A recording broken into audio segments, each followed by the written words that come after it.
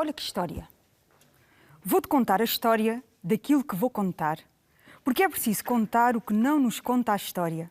Que a história não está na história, mas na história de a contar.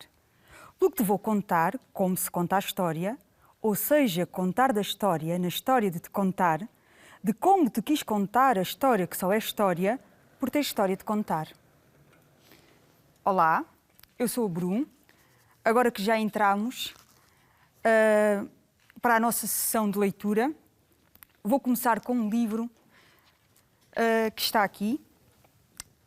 Um livro para a nossa sessão Atrás da Porta. E para a nossa sessão Atrás da Porta, decidi começar com um livro que abre uma cidade e que nos revela onde estão as chaves.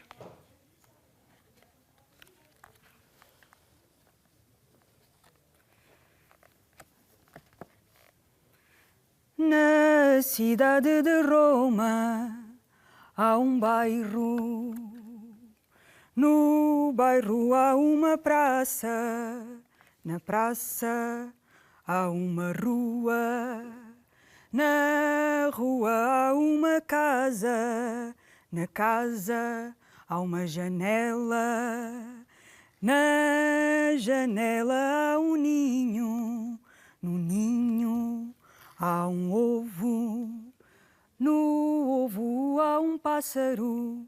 No pássaro há um coração. Aqui está o meu amor. Aqui está o meu amor. Tum-tum. Tum-tum. O coração está no pássaro, o pássaro está no ovo, o ovo está no ninho, o ninho está na janela, a janela está na casa, a casa está na rua, a rua está na praça, a praça está na cidade e na cidade há este bairro. Aqui estão as chaves, aqui estão as chaves da cidade de Roma. Às vezes é difícil encontrarmos a chave certa e às vezes a porta certa. Mas eu creio que há uma chave mestra, que é o coração, que faz abrir todas as portas. Neste livro, Conto Estrelas em Ti, Álvaro Magalhães fala-nos das portas e de coisas que eu nunca tinha pensado. Sem portas não havia a palavra intimidade, nem a palavra privacidade, nem a palavra casa. Casas também não havia. Quem é que as queria se não se podia entrar nem sair delas? Também não havia janelas, nem telhados, varandas. Talvez não houvesse ruas e, sendo assim, também não havia cidades. O mundo que só é um ficaria parado. Não se podia entrar em lado nenhum, não se podia sair de nenhum lado. Sem portas, nada se passava, nada acontecia. Também não havia segredos, porque não havia onde os guardar. E não nasciam nem morriam pessoas, porque para nascer e para morrer também era preciso passar uma porta. Ninguém se lembra que a porta de casa tem duas caras, a de dentro e a de fora. Se uma ri, a outra chora. A cara de fora ouvem as conversas dos vizinhos, que lhe entram por uma fechadura e lhe saem por outra. A cara de dentro conhece as pessoas por dentro. A de fora só conhece as pessoas de passagem e, mesmo assim, abre-se para a deixar passar. Agora um segredo. Ficam a saber que as duas caras da porta não são muito dadas, o que não admira. Não podem ver. Estão sempre de costas voltadas. As duas são a porta da casa, mas a de fora vive na rua e a de dentro é quem lá mora. Gosto muito deste texto do Álvaro Magalhães, aqui numa recolha de Conto Estrelas em Ti, de José António Gomes. Pensar nas portas e também pensar nas janelas. Ora, as janelas são cabeças no ar, como nos diz o Mário Castrinho. Cabeça no ar. Uma vez a janela foi-se pôr à janela e a mãe janela disse-lhe assim: Janelinha, vê lá se cais. A avó Janela acordou estremunhada, vem e disse: ai, cais, cais. A janela estava tão janela que nem se mexia, a olhar para a rua, para o jardim, para o mar. Vem e disse a mãe: o jantar está na mesa. Vem e disse o pai: estão a chamar-te ao telefone. Mas a janela não ouviu nada. Vem e disse à avó: pois é, és uma teimosa. Nunca mais deixas de ser a mesma janela, sempre, sempre, de cabeça no ar. Que é o que as janelas melhores fazem, é estar com a cabeça no ar. E nestes maravilhosos textos de Mário Castrim, gosto muito da cómoda. Da cómoda incómoda. Vida de cómoda não é fácil. Era uma vez uma cómoda velha com muitas, muitas gavetas. Nas gavetas de cima tem pentes, escovas, alfinetes, chaves, caixinhas, linhas, coisinhas. Nas gavetas do meio tem bordados, rendas, toalhas, guardanapos, e lenços de seda. Nas gavetas de baixo tem vestidos de gente e roupa de cama. Quer-se um pente? Abre-se a gavetinha, tira-se o pente e fecha-se a gavetinha. Abre-se a gavetinha, guarda-se o pente e fecha-se a gavetinha. Quer-se um guardanapo? Puxa-se a gaveta, se não estiver nessa, está na outra. Tira-se o guardanapo muito bem dobradinho, empurra-se a gaveta, que entala-se o dedo, mete-se o dedo na boca à espera que ele arrefeça. Acaba de se empurrar a gaveta, e desta vez com atenção em todos os dedos, incluindo dos pés. E quando se precisa de um cobertor, procuramos abrir o gavetão de baixo. Às vezes conseguimos, outras não.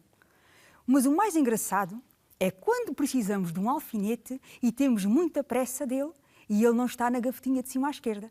Nesse caso, abre-se a gavetinha de cima à direita e não está lá. Fecha-se a gavetinha de cima à direita e abre-se a gavetinha de baixo à esquerda. Fecha-se a gavetinha de baixo à esquerda e abre-se a gavetinha de baixo à direita. Mas onde é que estará metido o alfinete? Fecha-se a gavetinha de baixo à direita e começamos a pensar que não procuramos bem. E então voltamos a abrir a gavetinha de cima à esquerda e nisto vem a cómoda e grita: parem com isso! Mas parem com isso! Pobre cómoda, é que ela fica maluquinha de todo. Eu gosto muito destes textos que brincam com os objetos e com a vida das coisas.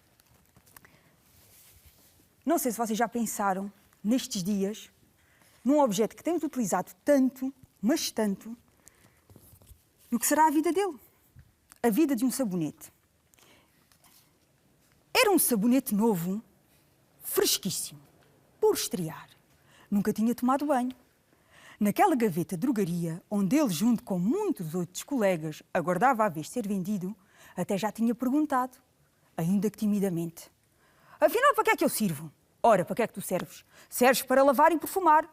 Respondeu-lhe um velho sabonete de alcatrão, muito sabedor das coisas. Vais dar banho, tomar banho, descansa, descansa, que o que te espera vai ser bem bom. Um sabonete para a caspa, ou melhor, contra a caspa, acrescentou: olha, mas tudo o que é bom acaba. Era o resingão do grupo.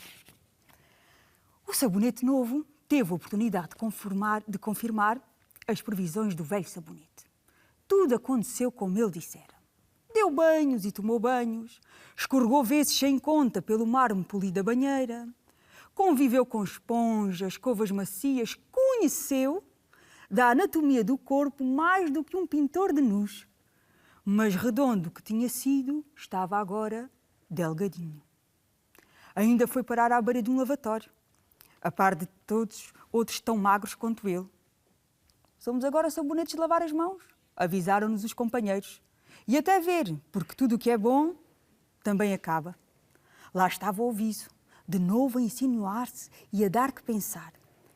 Ele e os outros da saboneteira foram-se desfazendo, em espuma e mais espuma. Tudo o que é bom também acaba. Tudo o que é bom também acaba.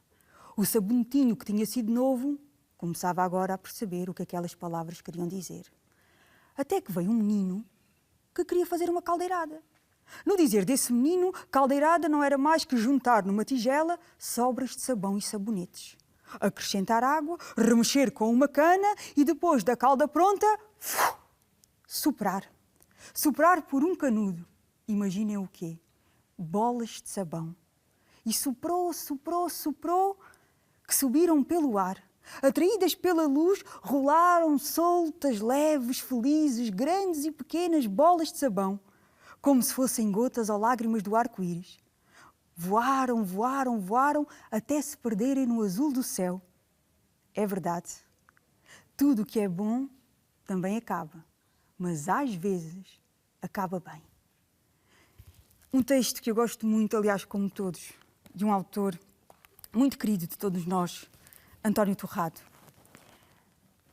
Quando eu era pequena, havia uma coisa que me inquietava muito e que eu me perguntava muitas vezes a mim mesma.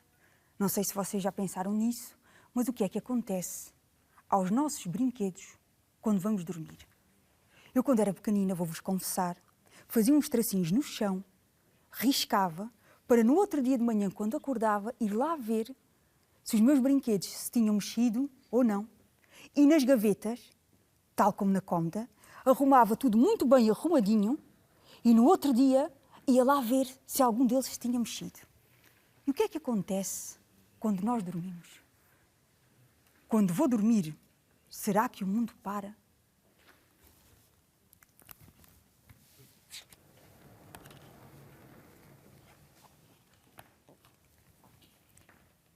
Quando vou dormir, o mundo para. Mas é que para mesmo. Os brinquedos ficam no lugar onde os deixei. Até aquelas peças de Lego grandes ficam encaixadas nas mais pequenas. Os balões não rebentam, nem que se faça muita força. No ecrã da televisão continua a imagem do avião a descolar. O meu pai continua a bocejar e as crianças a fazer caretas de quem não quer dormir. A minha mãe tem um braço no roupão e outro por vestir. A dona Graciete, o resto de chão, fica ao meio do gordo neto, com a agulha tricotar apontada para o céu. E ao balcão o senhor Aníbal tira um café que não chega sequer a tocar na chávena. As coisas que acontecem quando o mundo para. As bolinhas de sabão ficam no ar sem rebentar. E a chuva não molha os carros. É como se eles tivessem uma barreira protetora. No prédio ao lado, o rapaz que anda a aprender a tocar violino fica sempre naquela nota desafinada que me põe os cabelos em pé. Também os arrepios e as cócegas nunca terminam. As contas do colar da Dona Adélia caem no chão no andar de cima, mas só se ouve uma. Mal os meus olhos se fecham, os elevadores ficam parados no mesmo piso. E só quando acordo é que recomeçam a subir e a descer. A comida não fica salgada, porque o sal não chega a tocar no prato. O livro que a minha irmã está a ler nunca chega ao fim. Ela fica sempre presa no princípio da última frase. Os comboios, os automóveis e os barcos deixam de circular e esperam nas linhas férreas, estradas, rios e mares. Até que eu desperte. Quando vou dormir, o mundo para. Só a minha cabeça é que não. E porquê é que a minha cabeça não para? Há muitos cá dentros e há muitos lá fora. Mas cá dentro temos uma coisa chamada cérebro que nunca para. Eu trouxe aqui um texto, que não é um texto, não é um livro de histórias, mas que fala de muitas das coisas que acontecem cá dentro, nesta máquina que é o cérebro. É um livro incrível, tanto como outros do Planeta Tangerina, e que diz assim, dizer-vos algumas coisas sobre esta coisa que vive dentro de nós, que é o cérebro. Cá dentro tens um cérebro, mas só sabes que tens um cérebro porque tens um cá dentro. De manhã à noite, o cérebro faz previsões e tenta adivinhar o futuro. O cérebro conversa continuamente com o corpo e o corpo conversa continuamente com o cérebro.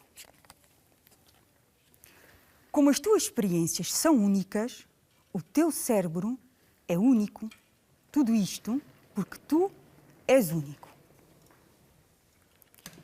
Tu és tudo o que aprendeste, Tu és o que recordas, a memória és tu.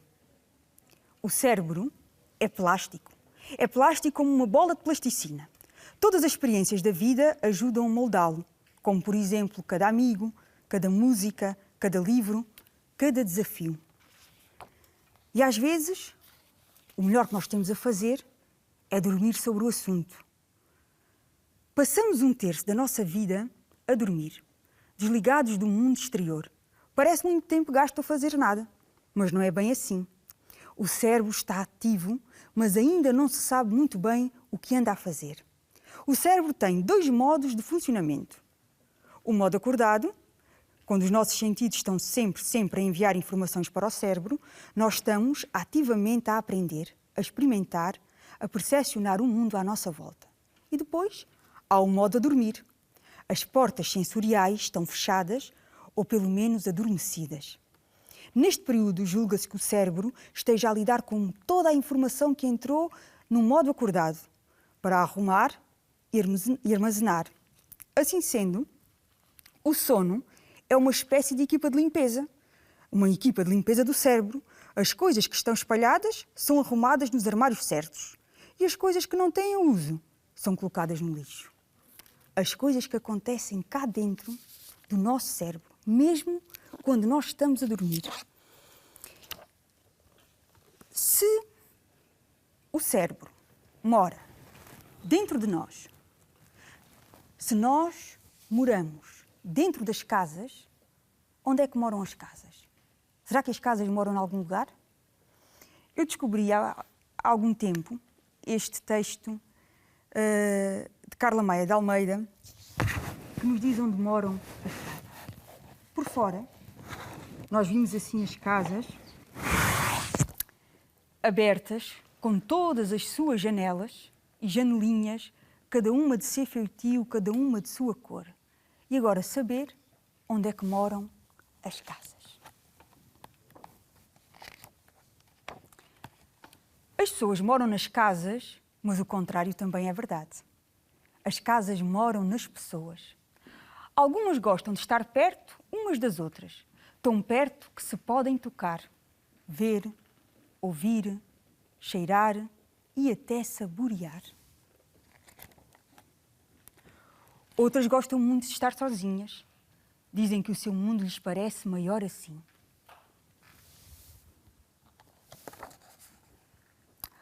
Os abraços de algumas pessoas são como grandes salões de festa, onde cabe muita gente, com lareiras acesas durante o inverno e janelas abertas quando chega ao tempo das cigarras.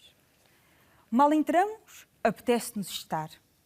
Têm cortinas de algodão por onde entra o sol, candeeiros cor-de-mel para adoçar o escuro, fotografias, quadros e livros por todo o lado. Certas pessoas são como quartos muito bem arrumados, onde até se pode entrar de olhos fechados e cada coisa tem o seu lugar. Mas às vezes surpreendemos-nos. Todas as partes das casas que moram nas pessoas são importantes. Por exemplo, a cozinha é o coração da casa. É um lugar emocionante, por onde passam muitos aromas e sabores. Doce, quando alguém nos abraça e diz adoro-te. Amargo, quando ralham connosco. Azedo, quando vamos para a escola cheios de sono. Salgado, quando nos arrependemos do que dissemos. E picante, quando sabe bem fazer uma coisa proibida. Há milhares de sabores e todos fazem falta.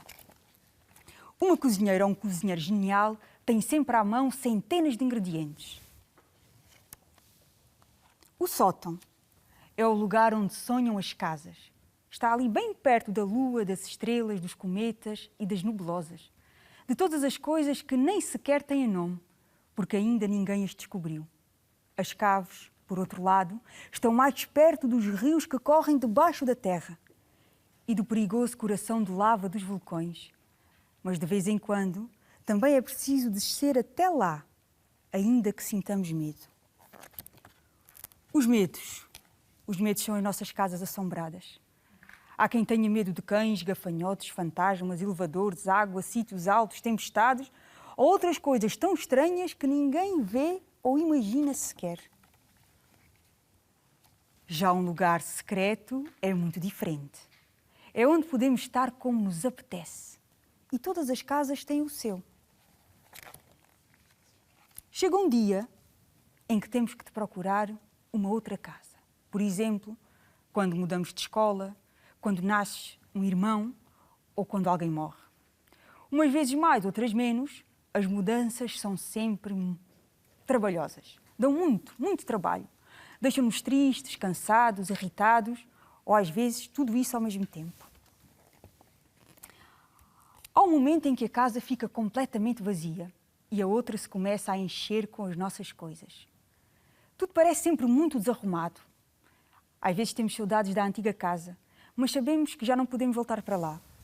E só ao fim de algum tempo é que começamos a conhecer os segredos e a descobrir o que a torna diferente da outra.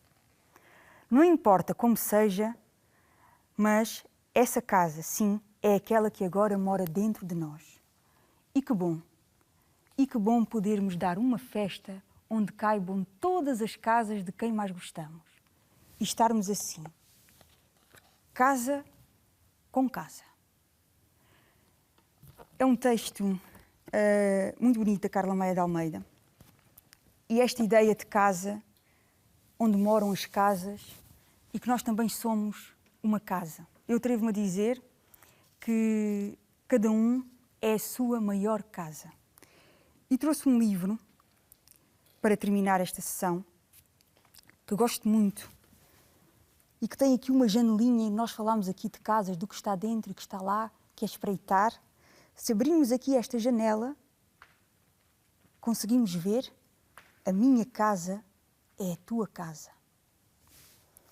Para abrir a casa, é preciso abrir a porta. A minha casa é a tua casa. Há casas com vista de mar e casas com terra à vista. Há casas onde tiramos os sapatos ao entrar e por vezes estamos longe, mas sentimos-nos em casa. Às vezes dizemos que levamos a casa às costas. Esta casa é de todos. A minha casa és tu. Há uma casa dentro de cada um de nós. Até há casas cheias de outras casas. Casas por uma noite, casas por uma hora ou mesmo casas por um minuto. Há muitas casas. Eu acredito que a maior casa somos nós e que não há melhor casa que um amigo. Um amigo também é casa. Entrei por uma porta, saí por outra. Quem quiser que venha atrás e conte outra.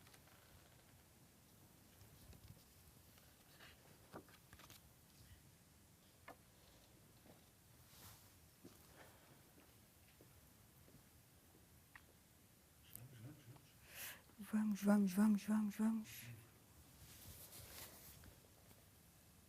Ora bem.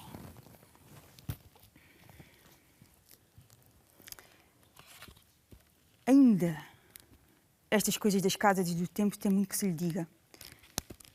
Esta coisa da casa e do tempo tem muito que se lhe diga. O tempo também é bom para falar, quando passa rápido, quando passa devagar. Há um texto de António Torrado, volto a ele. Se nós nestes dias temos andado de volta dos sabonetes, também há uma coisa que tem sido assaltada nestes dias, que é o armário da cozinha. E António Torrado tem uma história que eu gosto muito, ver se a encontro. A história da bolacha Maria.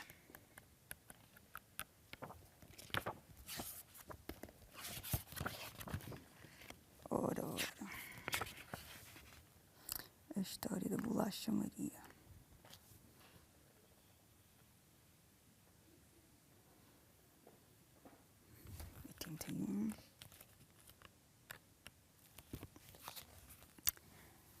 Ora bem, era uma vez uma bolacha Maria que disse que Maria, só Maria, não chegava.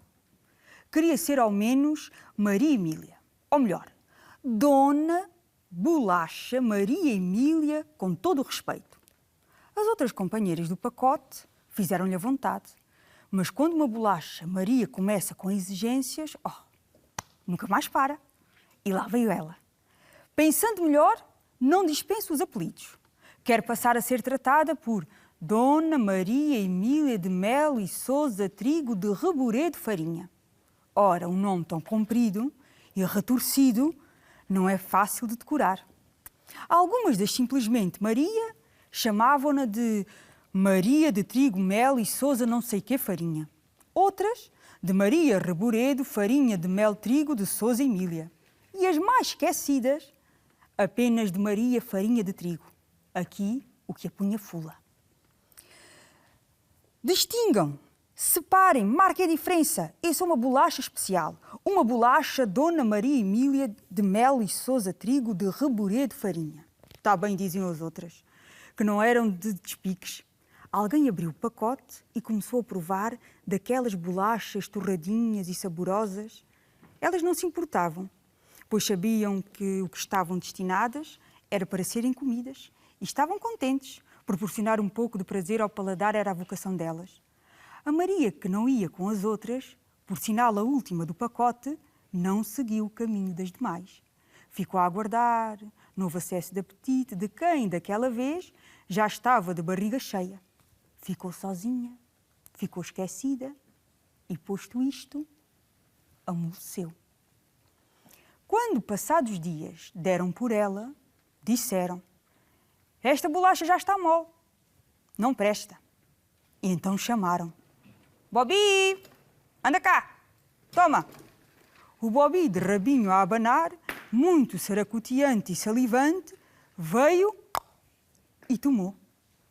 E foi assim que a excelentíssima bolacha Dona Maria Emília de Mel e Sousa Trigo de Reboredo Farinha acabou na boca de um cão. Esta história é pequena e sabe a pouco. Pois é, dizem que o Bobby também achou o mesmo. António Torrado, sempre com estas histórias de vários objetos.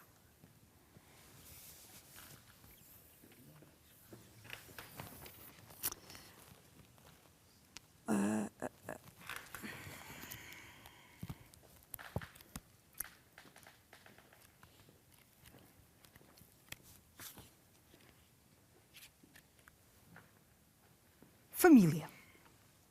Boneca diz mãe, boneca diz pai e diz mãe e diz pai. Ai, diz que eu sei bem. Diz pai e diz mãe e diz pai e daqui não sai.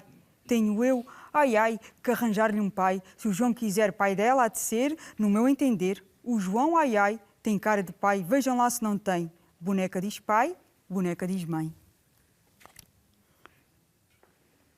2 irmãos. Eu conheço 2 irmãos, 2 meninos que são muito diferentes. Se um diz dói-me o nariz, o outro diz ai os meus dentes. Se um quer brincar em casa, o outro foge para o monte. E se esta casa regressa, já o outro foi para a fonte. É difícil conviver com tamanha contradição. Quando um diz ai que calor, que frio diz o irmão. Mas quando a noitinha chega, com as suas doce passadas, pedem à mãe que lhes conte histórias de bruxas e de fadas. E quando o sono esvoaça, sobre o dia acabado, dizem boa noite, mãe, e dormem lado a lado. Nestas casas de família e irmãos, há sempre conversas. E às vezes há conversas pequeninas. Dá-me a lua, mãe. Dá-me a lua. Filho, a lua está longe. Leva-me à nuvem mais alta. Filho, há nuvens nos sonhos. Mãe, dá-me um dia sem chuva. Filho, tem pena da terra. Leva-me ao cimo do monte. Filho, o caminho é de pedras. Mãe, dá-me aquela andorinha. Filho, não a queiras prender. Leva-me ao fim do mar. Filho, o mar não tem fim. Mãe, eu queria uma estrada, uma estrela e um cavalo. Filho, não te canses, não te queimes, não te percas. Mãe, dá-me o negro do negro, que é a tinta dos teus olhos. Filho, os teus olhos são negros como o negro dos meus olhos.